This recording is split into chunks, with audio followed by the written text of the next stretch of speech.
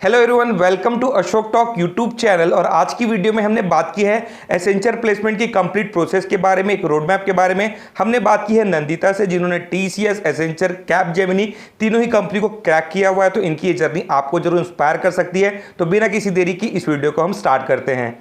So welcome Nandita, welcome to our channel. तो जैसा नंदिता, आपने कैपजेमिनी, टीसीएस और एसेंचर तीनों को ही क्रैक करके रखा है और लोग यहाँ पे एक कंपनी क्रैक नहीं कर पा रहे हैं। तो इस वीडियो में हम आपसे जानेंगे आपके एसेंचर के कंप्लीट रोड मैप के बारे में और आपके इंटरव्यू एक्सपीरियंस के बारे में। लेकिन इसके पहले नंदिता, हम आपके बारे में जानना चाहते हैं। Thank you so much sir. मैं नंदिता अग्रवाल हूँ। मैं Rungta college of engineering and technology से कंप्यूटर साइंस में अपना 8th सेम कंप्लीट कर रही हूँ और मैं कंप्यूटर साइंस की स्टूडेंट हूँ और मैंने ये तीनों ही कंपनियाँ क्रैक की हुई है। So thank you sir. So Nandita, आपने कैसे एसेंचर के लिए अप्लाई किया था? ऑफ कैंपस किया था कि ऑन कैंपस किया था? और बहुत सारे लोगों के ये डाउट रहते हैं कि वो जब फॉर्म फिल कर देते हैं उसके बाद एसेंचर की तरफ से उन्हें कोई भी रिस्पांस नहीं मिल पा रहा है। तो आपको कैसे पता चला कि अब आपका इंटरव्यू होने वाला है? सर मैंने ऑफ कैंपस अप्लाई किया था इस चीज़ के लिए सर, और रिस्पांस नहीं मिलता ऐसा नहीं है सर। हमने अपने रिज्यूमे सबमिट किया था, कुछ बेसिक फॉर्म डिटेल्स थी, उसको फिल करने के थोड़े दिनों के बाद लाइक 15 to 20 डेज़ के बाद वहाँ से एक मेल आया था कि असेसमेंट टेस्ट वगैरह होंगे, उनकी पूरी प्रोसेस कंटिन्यू होगी, जिसमें सबसे पहले लाइक उनके जैसे भी टेस्ट होते हैं, कॉग्निटिव टेस्ट, टेक्निकल टेस्ट, जो भी टेस्ट होंगे वो होंगे। बट ऐसा बिल्कुल नहीं है कि उनकी तरफ से रिस्पॉन्स नहीं आता है। हमको 15 to 20 डेज़ वेट करना पड़ता है। 15 to 20 डेज़ वेट करने के बाद हमको मेल आएगा कि हमारा फर्स्ट राउंड होएगा, और अगर हम फर्स्ट राउंड पे क्लियर कर जाते तब हमारा आगे की प्रोसेस कंटिन्यू होती है। तो नंदिता, इस पूरे एसेंचर के इंटरव्यू के दौरान क्या क्या राउंड्स हुए थे?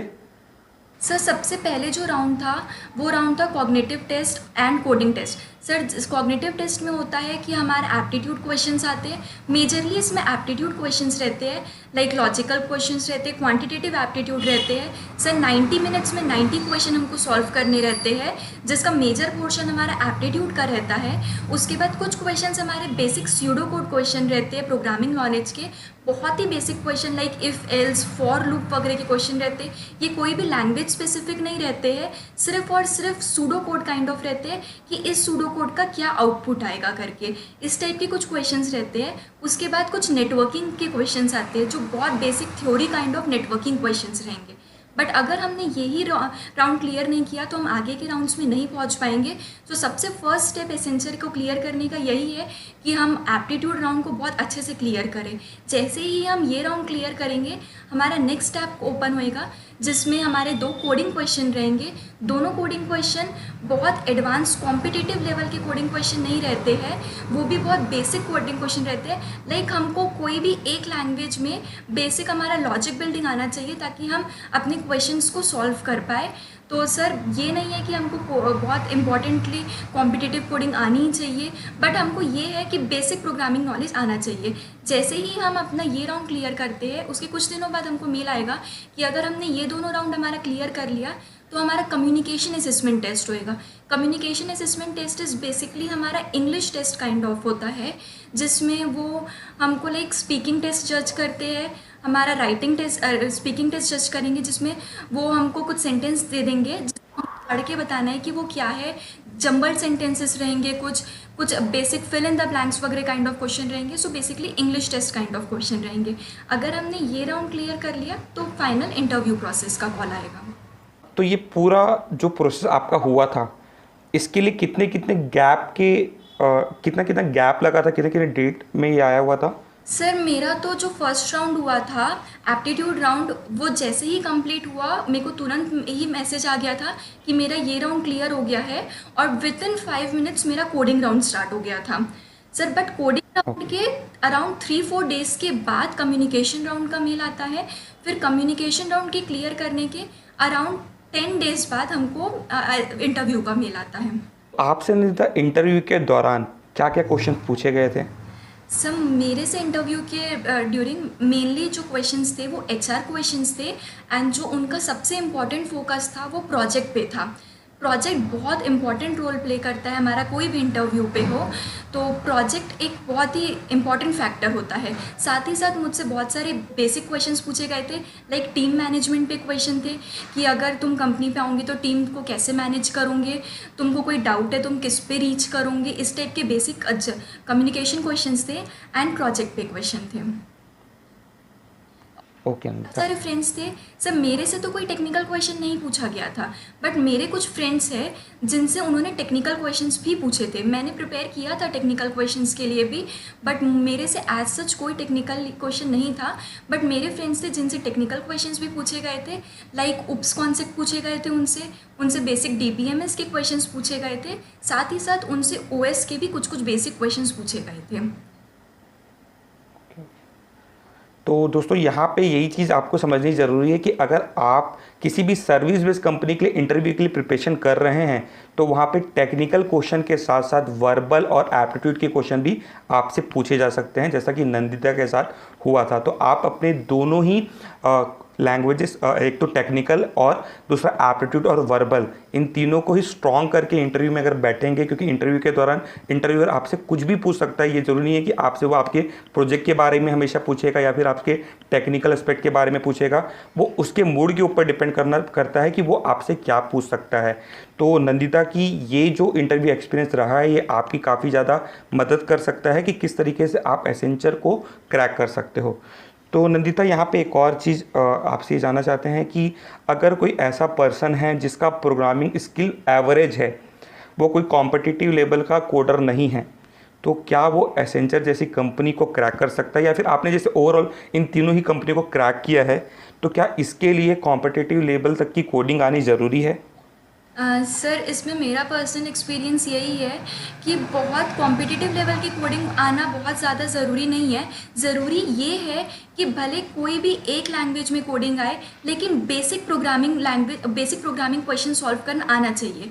अगर उस इंसान को इफ़ एल्स के प्रोग्राम या फिर बेसिक लूप लगाना आता है या बेसिक प्राइम नंबर जैसे क्वेश्चंस आते हैं जिसमें बेसिक लॉजिक देखा जाता है, तो वो ये कर सकता है कि वो क्वेश्चन सॉल्व कर लेगा। तो सर ये इम्पॉर्टेंट है कि अपन क्वेश्चन को सॉल्व कर पाए। ये ज़रूरी नहीं है कि कॉम्पिटिटिव प्रोग्रामिंग ही आनी चाहिए।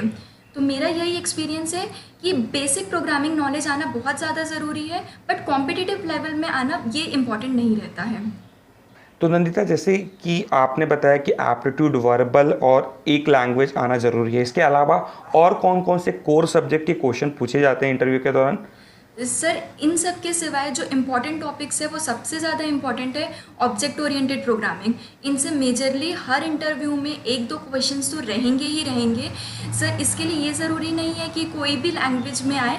सर लाइक वो जावा पे भी हो सकता है, C++ में भी हो सकता है, तो कोई भी हो सकता है, बट बेसिक क्वेश्चंस रहेंगे वो ऑब्जेक्ट ओरिएंटेड के। सर साथ ही साथ operating system and database management system के भी बेसिक क्वेश्चंस पूछे जाते हैं। तो नंदिता, आपने इसकी तैयारी कब से स्टार्ट कर दी थी? जैसे आप अभी लास्ट सेमेस्टर में हैं, तो आपने इसकी तैयारी कब से स्टार्ट की और कैसे स्टार्ट की? सर मैंने इसकी तैयारी मेजरली अपने सेकेंड ईयर से स्टार्ट कर दी थी। मैं सबसे पहले एप्टीट्यूड सॉल्व करती थी, क्योंकि किसी भी कंपनी को क्रैक करने के लिए सबसे इंपॉर्टेंट एप्टीट्यूड है। सर अगर फर्स्ट राउंड ही क्लियर नहीं होएगा तो आगे के राउंड में तो हम पहुंच ही नहीं सकते हैं। तो सर एप्टीट्यूड के साथ साथ मैंने बेसिक प्रोग्रामिंग सीखी। कोई भी लैंग्वेज में मैंने बेसिक प्रोग्रामिंग की, लाइक जिससे मैं अपने pseudo code kind of question and normal जो प्रोग्रामिंग क्वेश्चन आते हैं नॉर्मल लॉजिक बिल्डिंग कर सकूँ। साथ ही साथ मैंने ऑब्जेक्ट ओरिएंटेड टॉपिक्स जैसे पढ़े and database management system and operating systems के बेसिक क्वेश्चन तैयार किए।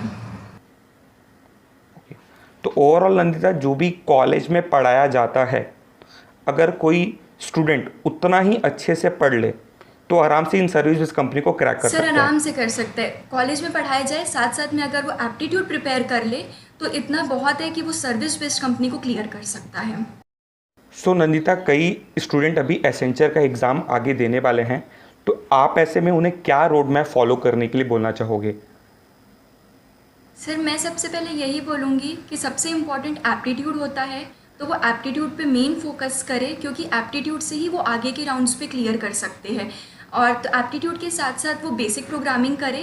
प्रोग्रामिंग भी ज़रूरी है, बट बेसिक प्रोग्रामिंग करना चाहिए उनको, एप्टीट्यूड करना चाहिए, एंड उनके मोस्ट इंपॉर्टेंटली उनको कोई एक प्रोजेक्ट बनाना चाहिए।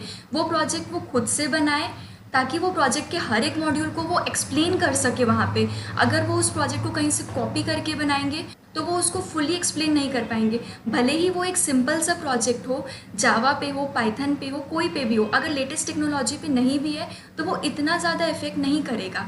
अगर लेटेस्ट टेक्नोलॉजी पे है तो it is well and good, but अगर वो नहीं भी है तभी भी जो इंटरव्यूअर है वो ये देखेगा कि आपने जो भी प्रोजेक्ट बनाया है क्या वो आपने खुद से बनाया है, आपको उस प्रोजेक्ट का कितना आता है। बिकॉज इंटरव्यू ये जज कर सकता है कि वो आप कॉपी करके बनाए हैं कि या खुद से बनाया गया है। तो एक बेसिक प्रोजेक्ट होना भी बहुत ज़्यादा इम्पॉर्टेंट है।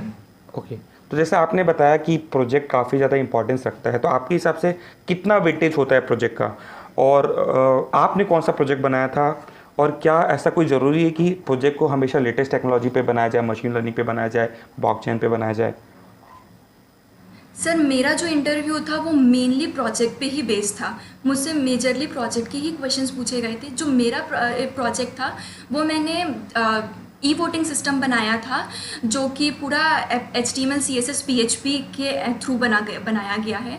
वो बिल्कुल भी लेटेस्ट टेक्नोलॉजी पे नहीं था, वो बेसिक काइंड ऑफ ही था। तो सर मैं ये नहीं बोलूँगी कि ब्लॉकचेन ML यही सब पे प्रोजेक्ट होना चाहिए, बट ये प्रोजेक्ट मैंने अपना खुद से बनाया था। तो जब इंटरव्यूअर ने मुझसे क्वेश्चंस पूछे तो मैं उसके हर एक मॉड्यूल को एक्सप्लेन कर पाई, उसके टेबल्स वगैरह सबको मैं एक्सप्लेन कर पाई। तो यही मैं बोलना चाहूँगी कि प्रोजेक्ट भले कोई भी टेक्नोलॉजी पे हो, जावा पे हो, पाइथन पे हो, किसी पे भी हो, बट वो प्रोजेक्ट अगर अपन खुद से बनाएंगे तो अपन उसके हर एक मॉड्यूल को एक्सप्लेन कर पाएंगे, एंड वो बहुत अच्छा इफेक्ट डालेगा हमारे इंटरव्यू पे। तो नंदिता, एसेंचर के इस टेस्ट को देने के बाद कौन सा जॉब प्रोफाइल आपको ऑफर हुआ और कितनी सैलरी पर एनम यहाँ पे आपको मिलती है? सर मुझे जो जॉब रोल ऑफ़र हुआ वो AST का जॉब रोल था और पैकेज 4.5 का था, बट कुछ लोगों को 6.5 का भी पैकेज ऑफ़र हुआ है। ये वैरी करता है होल इंटरव्यू प्रोसेस और जितना भी असेसमेंट राउंड है। अगर हम बहुत ज़्यादा एक्सेप्शनली अच्छा करते हैं उसमें तो वो लोग हमको 6.5 का पैकेज ऑफ़र करते हैं, अदरवाइज़ वो 4.5 का पैकेज रहता है। तो एट लास्ट नंदिता, आपसे एक लास्ट क्वेश्चन, वो पर्सन जो अभी टियर 3 के फर्स्ट सेमेस्टर में अपनी पढ़ाई कर रहा है या सेकंड सेमेस्टर का स्टूडेंट है और वो एक सर्विस बेस्ड कंपनी को क्रैक करना चाहता है, तो आपने ऑलमोस्ट ज़्यादातर सर्विस बेस्ड कंपनी को क्रैक करके रखा है, तो आप उसे क्या सजेस्ट करना चाहोगे और ऐसी वो क्या गलती ना करे ताकि वो इन कंपनियों को क्रैक कर पाए? सर मैं ये बोलना चाहूँगी कि वो जो भी करे वो एक प्रॉपर गाइडेंस लेके करे, साथ ही साथ वो अपना एक शेड्यूल रखे कि मुझे एप्टीट्यूड सॉल्व करना है, मुझे प्रोग्रामिंग स्किल्स अपनी इम्प्रूव करनी है, और जो भी कोर्सेज हमको कॉलेज में पढ़ाए जाते हैं like database management system, operating system, object oriented programming, इन सब पे मेनली वो ज़्यादा फोकस करे। साथ ही साथ वो नेटवर्किंग पे भी फोकस करे। ये सारे सब्जेक्ट्स बहुत ही इंपॉर्टेंट होते हैं हमारे कोई भी इंटरव्यू को क्रैक करने के लिए।